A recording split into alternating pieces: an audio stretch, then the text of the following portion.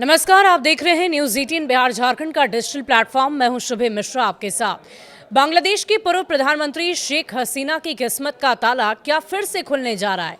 क्या शेख हसीना दोबारा बांग्लादेश की कमान संभालने जा रही है? सुनकर आप चौंकिए मत, क्योंकि ये दावा बांग्लादेशी छात्रों की नवगठित एनसीपी कर रही है। और एनसीपी का यह आरोप है कि देश की सेना हसीना को फिर पीएम बनाने की फिराक में लगी हुई है। बांग्लादेश की सेना क्या शेख हसीना को फिर से प्रधानमंत्री बनाने की जुगत कर रही है? क्या सेना बांग्लादेश में मोहम्मद यूनुस का तख्ता पलट करने वाली है? ये दावा बांग्लादेश के उन्हीं छात्रों की ओर से किया जा रहा है जिन्होंने अगस्त 2024 में शेख हसीना को प्रधानमंत्री पद से अपदस्थ कर दिया था। और छात्रों की इसी आंदोलन के चलते शेख हसीना को अपने देश को छोड़ना पड़ गया था। मगर क्या बांग्लादेश ने बाजी फिर से पलटने की कोशिश की है? क्या वाकई मोहम्मद यूनुस की सरकार का तख्ता पलट होने वाला है? बांग्लादेश में तख्ता पलट का आरोप लगाकर छात्रों के नवगठित राजनीतिक दल एनसीपी ने खलबली मचाकर रख दी है। छात्रों के इन आरोपों से बांग्लादेश से लेकर आसपास के देशों में भी हलचल काफी तेज है। आपको बता दें कि नवगठित छात्र नेतृत्व वाली पार्टी के आरोपों को लेकर बांग्लादेश की सियासत में गहमा गहमी पैदा हो गई है। मगर छात्रों ने यह आरोप किस आधार पर लगाया, इसका खुलासा उन्होंने अब तक नहीं किया है। उन्होंने साफ तौर पर सेना को निशाने पर लिया और छात्रों का कहना है कि सेना अपदस्थ प्रधानमंत्री शेख हसीना की आवामी लीग की बहाली की योजना बना रही है। सेना ने छात्रों की पार्टी एनसीपी के इन आरोपों को हास्यास्पद और मनगढ़ंत कहानियां बताते हुए सिरे से खारिज कर दिया।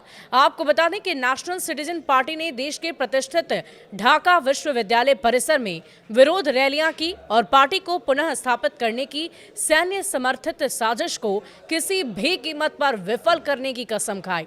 स्वीडन स्थित बांग्लादेश केंद्रित समाचार चैनल को जारी एक बयान में सैन्य मुख्यालय ने कहा कि ये एक राजनीतिक हथकंडे के अलावा और कुछ भी नहीं था।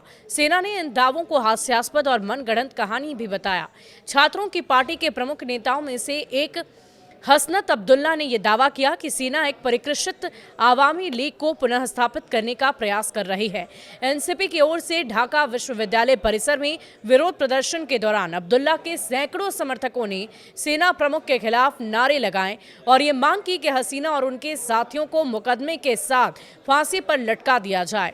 2 दिन पहले सोशल मीडिया पर पोस्ट कर अब्दुल्ला ने यह दावा किया कि भारत के इशारे पर परिष्कृत आवामी लीग के नाम पर आवामी लीग को पुनः स्थापित करने की साजिश चल रही है। बांग्लादेश में शेख हसीना को सत्ता से हटाने के लिए चल रहे आंदोलन के बीच सेना और छात्र नेताओं के बीच एक तनाव बढ़ता ही जा रहा है। नई गठित जातीय नागरिक पार्टी एनसीपी के प्रमुख आयोजक हसनत अब्दुल्ला ने सेना प्रमुख जनरल वकारुज्जमान को लेकर एक बहुत बड़ा दावा कर दिया है।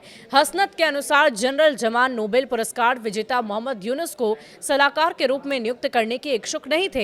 और एक वायरल वीडियो में हसनत अब्दुल्ला ने कहा कि सेना प्रमुख ने मोहम्मद यूनुस की साख पर सवाल उठाते हुए उन्हें इस भूमिका के लिए उपयुक्त नहीं माना। जनरल जमान ने यह भी कहा कि यूनुस का नोबेल पुरस्कार विजेता होना और उसकी सुधारवादी छवि के बावजूद ये जिम्मेदारी के लिए सही व्यक्ति नहीं है।